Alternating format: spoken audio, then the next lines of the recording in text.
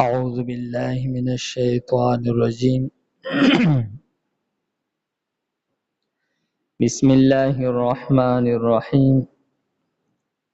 وليخشى الذين لو تركوا من خلفهم ذرية ضعافا خافوا عليهم فليتقوا الله وليقولوا قولا سديدا.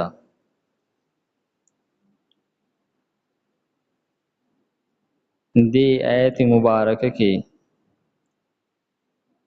د یتیم په باره کې چې کوم احکامات بیان شو په یتیمانانو باندې د ظلم نه د بچ کېدلو دپاره په هغه احکاماتو باندې د عمل کولو ترغیب دې آیت مبارکه کې بیانېږي. ترغیب ورکوي چې د یتیم باندې د ظلم کولو نه د ځان ساتلو باره کې چې کوم احکامات بیان شو په دې باندې مضبوط عمل کوي. نو فرمای وليخش الذین او ودی یریږي هغه کسان لو ترکو کچری پریږدي دوی من خلفهم رستو د ځان نه ذریة الواد ضعافا معشومان خافوا علیهم دوی با پاغوی باندې یریږي. یعنی څنګه چې تاسو کچری تاسو له مرګ راشي نو تاسو په هغه وخت کې په خپل معشومانو باندې یریږئ چیرې زمونږ د معشومان سره به خلک څه معامله کوي. خلک به زما د معشومانو بچو باندې ظلم کوي او ته په هغه وخت کې دا خوښې چې زما په الواد چا ظلم ونه کړلی زما د مرګ نه پس. نو فرمایي چې څنګه چې تو د خپل مرګ نه پس د خپل الواد سره د خلکو ظلم نه خوښې او دا غواړي چې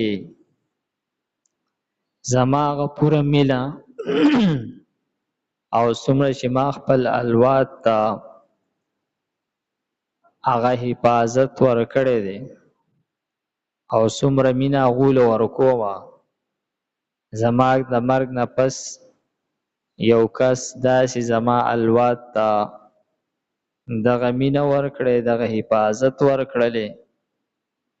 او په دوی چرته چا ظلم ونه کړلی نو ته بیا د نورو په الواد باندې هم ظلم مه کوه. فرمایي چې دې باره کې هم څلور اقوال دي چې دا خطاب چاته دی. یو قول دا دی چې دا د یتیمانانو چې څوک کفالت کوي د چا په پرورش کې چې یتیمانان معشومان دي نو دا هغوی ته واعظ او نصیحت کولی کېږي. یا کومو خلکو ته چې هغه یو کس وصیت کړی دی چې ته زما د معشومانو خیال ساته نو هغه ته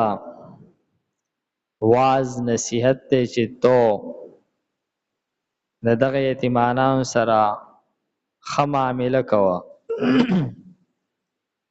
یو قول دا دی